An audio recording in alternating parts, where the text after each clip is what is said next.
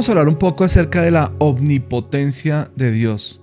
Omnipotencia de Dios. Creo que es uno de los atributos divinos que tal vez menos insistencia tendremos que hacer, porque yo creo que, este no nos, como dijéramos, no está como en duda. Creo que todo el mundo tiene claro que Dios es omnipotente, ¿no?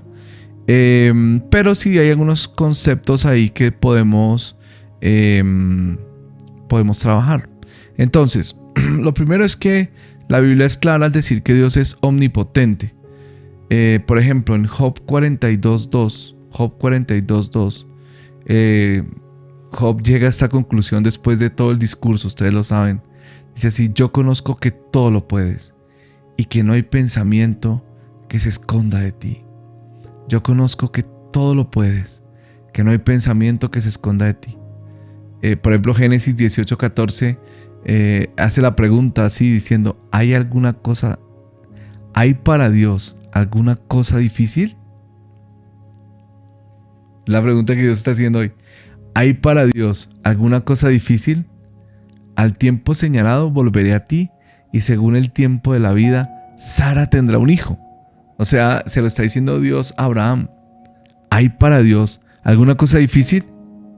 Cuando sea el tiempo, volveré a ti y Sara tendrá un hijo.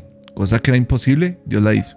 Entonces, fíjate, según Job, él sabe que todo lo puede. Según la conversación con Abraham, no hay nada difícil para él.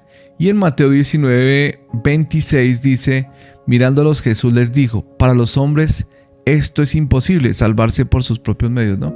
Mas para Dios todo es posible.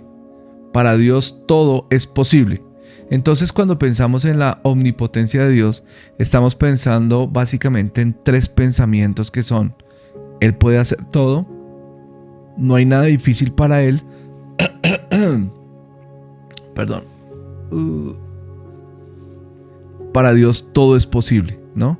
Él puede hacer todo, no hay nada difícil para Él. Para Dios todo es posible. Para Él todo es posible. Bueno, muy bien. Miremos otros pensamientos respecto a la omnipotencia de Dios. Y es obviamente, por ejemplo, en cuanto a la creación. En Génesis 1.3 dice: dijo Dios, sea la luz, y fue la luz. O sea, Dios con su palabra puede crear de la nada, ¿no? Por ejemplo, el Salmo 33, 6 al 9 lo dice más claro. Dice: por la palabra de Jehová fueron hechos los cielos, y todo el ejército de ellos por el aliento de su boca. Él junta como montón las aguas del mar. Nota que tanto la creación como la actual creación por la palabra del Señor son ordenados. Dice: por la palabra de Jehová fueron hechos los cielos, todo el ejército de ellos por el aliento de su boca. Y ahora Él junta como montón las aguas del mar. Él pone en depósito los abismos.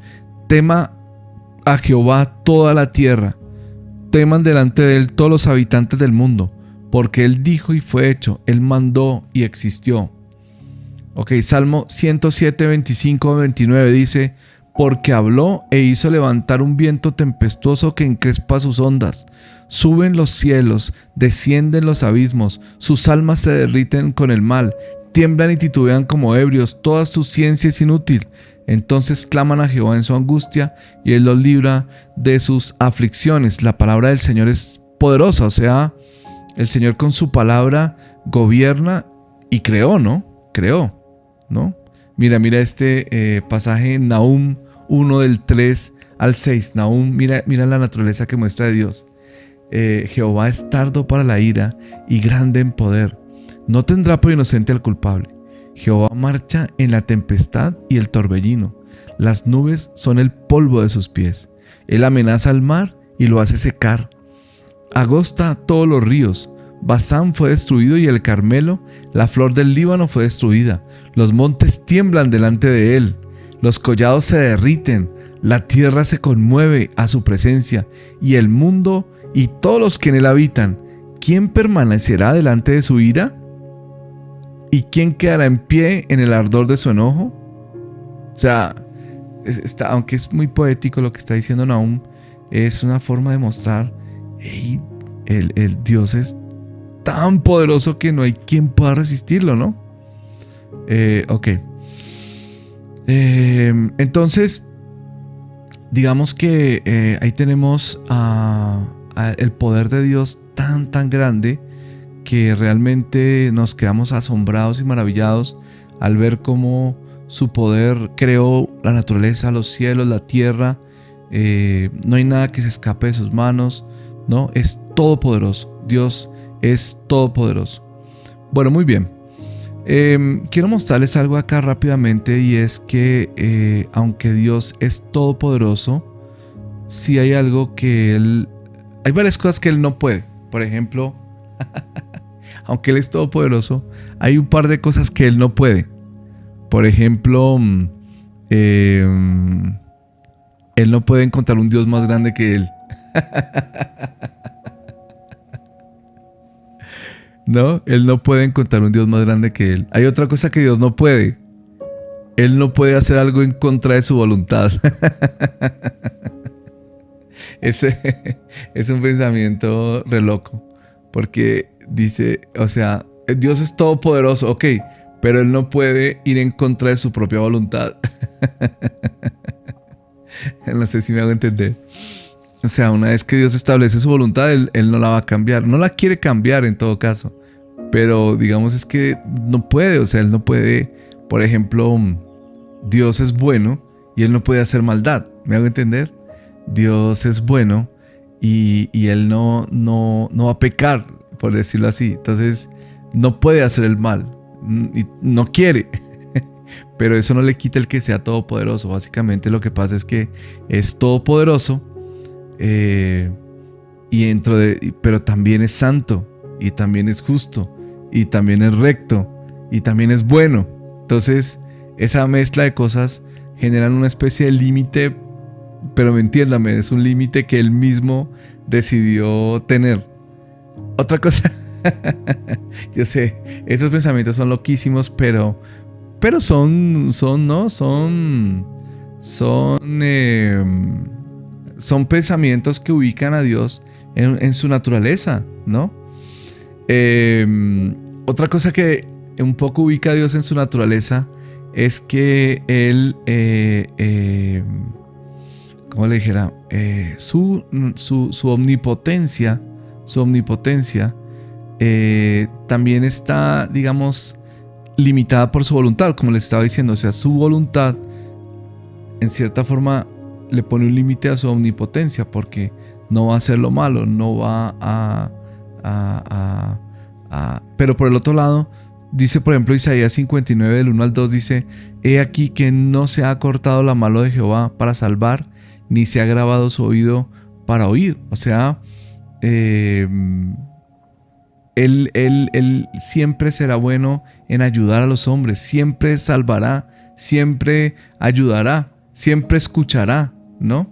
Entonces, muchas veces tenemos que entender que Él puede hacer lo que quiera, pero que está enfocado en hacer su voluntad, ¿no? ¿Por qué el Señor no destruye a sus enemigos? ¿Por qué no destruye a Satanás simplemente ya? ¡Pum! Se acabó, se destruyó. Porque Dios tiene unos planes en donde quiere que los seres que creó vivan de acuerdo a su voluntad, tengan consecuencias de acuerdo a su voluntad, y que los tiempos se construyan, ¿no? Que sea un asunto que se desarrolle con el tiempo. Entonces, hay muchas cosas que pasan, que uno dice, pero ¿por qué Dios no interviene en esto ahorita? Pues porque Dios también en cierta forma ha permitido. Y en eso pues está estos dos conceptos, que son la voluntad perfecta de Dios y la voluntad permisiva de Dios, si lo pudiéramos decir así. La voluntad perfecta de Dios y la voluntad permisiva de Dios. Que la voluntad perfecta de Dios es su eterna voluntad que vive y permanece para siempre. La voluntad permisiva de Dios es la voluntad temporal que Él permite al haberle dado libre albedrío a criaturas suyas para que tomaran sus propias decisiones. Y hay momentos en que esas criaturas toman sus propias decisiones y Dios dice: ok, respeto tu decisión, pero por la misma forma en que Dios creó el universo y por la misma manera en que Dios nos introdujo dentro de la capacidad de tomar decisiones, es que nuestras decisiones tienen consecuencias. Entonces, el ser humano, por ejemplo, toma decisiones y esas decisiones tienen consecuencias para bien y para mal, ¿no? Para bien y para mal. El ser humano, por ejemplo, toma decisiones. Los ángeles toman decisiones y también tienen consecuencias para bien y para mal. Todas las criaturas que Dios creó con voluntad y libertad de decisión, sus decisiones tendrán consecuencias para bien o para mal, para vida o para muerte. Entonces, fíjate que Dios tiene una voluntad perfecta y tiene una voluntad permisiva. Permite que los seres que Él creó tomen decisiones. Ahora, tarde que temprano, las consecuencias que vendrán por las decisiones de cada ser humano los llevarán, pues, o a, digamos, a morir o a vivir en la voluntad perfecta de Dios, ¿no? Por eso, porque lo que Dios quiere en últimas es que los seres que Él creó con voluntad lleguen a sujetarse a su perfecta voluntad, pero voluntariamente, no forzados, no que sean títeres que Dios simplemente controla desde arriba y dice, quiero que hagas esto y los controla para que lo hagan. No, Dios muestra su voluntad y cada ser toma sus decisiones y Dios respeta esas decisiones, pero las consecuencias se dejan venir, obviamente, sobre las decisiones del ser humano. Entonces, pues creo que Satanás es uno de esos ejemplos en donde hay una decisión que se tomó y eso se está cocinando, pero de eso también tendrá una consecuencia eterna. Déjeme mostrarle un poco cómo lo veo yo. Yo lo veo como así, como el ser humano toma la decisión. ¿Sabes qué? Quiero estar lejos de Dios. Yo quiero estar lejos de Dios. O sea, no, el concepto Dios me fastidia, no creo en Dios. Es más, yo me quiero alejar de esta idea de Dios, porque para mí mi decisión es que no quiero a Dios y no quiero nada que ver con Dios. Entonces, bueno, cuando se llegue el momento de la resurrección, entonces Dios dirá, yo respeto tu voluntad. Yo respeto tu voluntad. Entonces para siempre, esa es la muerte segunda, para siempre estarás lejos de Dios. Entiéndanme, ya estudiamos que la presencia de Dios está en todos lados. También está en el infierno, también está en todos lados. Pero que su manifestación de su presencia, esa gloria de su presencia, solo está manifiesta con los que lo aman, con los que se humillan. ¿Se acuerdan que vimos ese concepto? Solamente está con aquellos que a través de Cristo se acercan a la vida eterna. Esa vida eterna es esa conexión muy cercana de intimidad con Dios, que es distinta simplemente a la omnipresencia general de Dios. Es una manifestación especial de su gloria y de su presencia. Ok, entonces fíjate que el ser humano toma una decisión y dice, no quiero nada que ver con Dios. Para mí Dios no existe, en todo lo que dice su palabra no lo creo. Bueno, entonces cuando se llegue el momento del juicio final, esa persona va a ser juzgado por sus obras y básicamente eso es lo que se va a juzgar. Hey, ¿tú quisiste vivir lejos de Dios? Sí. Ok, bueno, se te concede, es tu deseo, se te concede, se te respeta. Entonces vas a estar eternamente lejos de Dios. ¿Era la voluntad de Dios? Pues no. Pero es que Dios permite que los seres tomen sus decisiones. Y así como esto, podríamos darles muchas cosas en la tierra en donde uno no puede echarle la culpa a Dios por lo que me atracaron. Dios, ¿por qué eres culpable? Espérate un momento, yo no soy culpable de que los atracadores hayan tomado una decisión. Y como te digo, es que Dios no está en el negocio de agarrar a los seres que Él creó y estarles cortando su voluntad y manipulándoles. Y no, Dios está diciendo, ok, si tomas una decisión, va a haber unas consecuencias. Me vas a responder por esta decisión que estás tomando. En algunos casos Dios interviene y en otros no. Bueno, eso ya es, pero no está obligado a intervenir. No está obligado a intervenir, aunque Él interviene a veces. Porque siempre, pero Dios, ¿por qué no interviniste? ¿Por qué no los paraste? ¿Por qué no los detuviste? Porque yo lo pensaba un día. Si yo, por ejemplo, de un momento a otro tomo la decisión de darle un puño a mi hijo Mateo, que a propósito, antes de que le intente dar un puño, él ya me habrá controlado y puesto en el piso porque con la fuerza y todo lo que él tiene. Pero supongamos que un día, no sé, me dio por agarrarlo y darle un puño. Mateo no puede decir: Dios, ¿por qué no detuviste a mi papá? ¿Por qué no le mandaste un rayo que lo detuviera?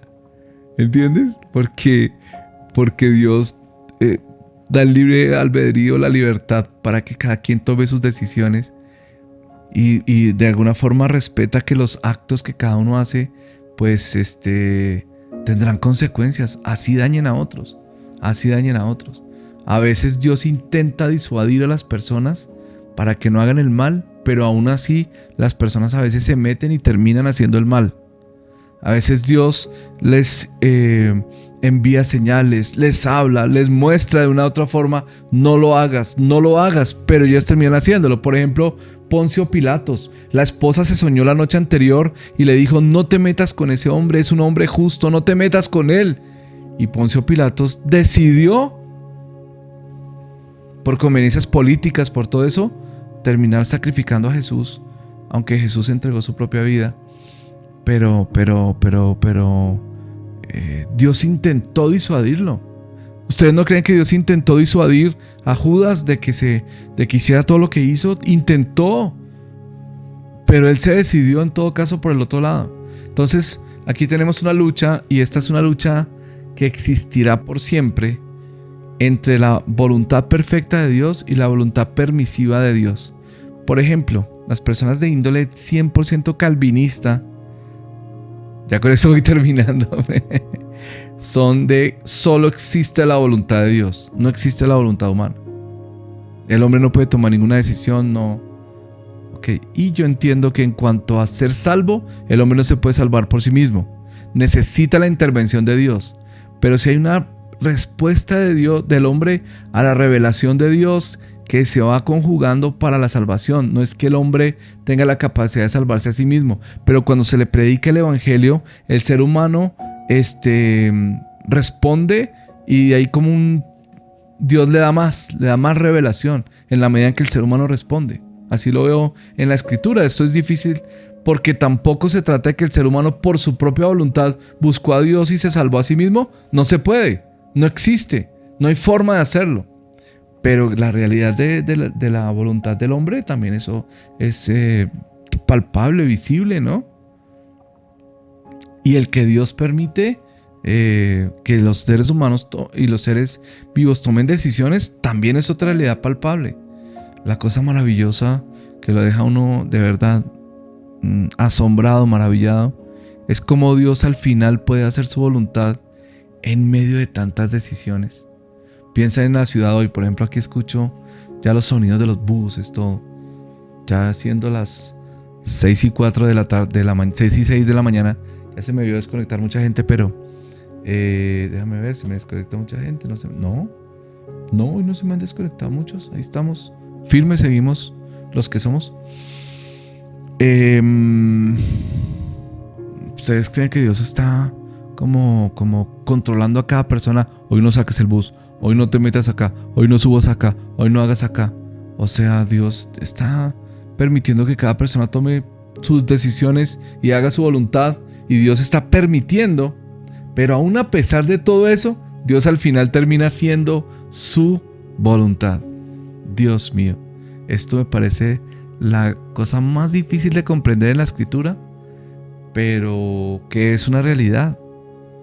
Yo lo que sé es que Dios es omnipotente, que su voluntad se terminará haciendo en los cielos y en la tierra, y que tristemente todos los que quieran vivir en contra de su voluntad y por fuera de ella terminarán apartados de su presencia eternamente, porque eso es lo que ellos quieren, porque eso es lo que buscan, porque en últimas eso es lo que pretenden, y Dios no los va a forzar ni los va a obligar, más allá de tratar de conquistarlos, de atraerlos, de disuadirlos, ¿no?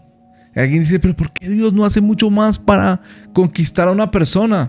No sé. ¿Y por qué a mí me conquistó así? No sé.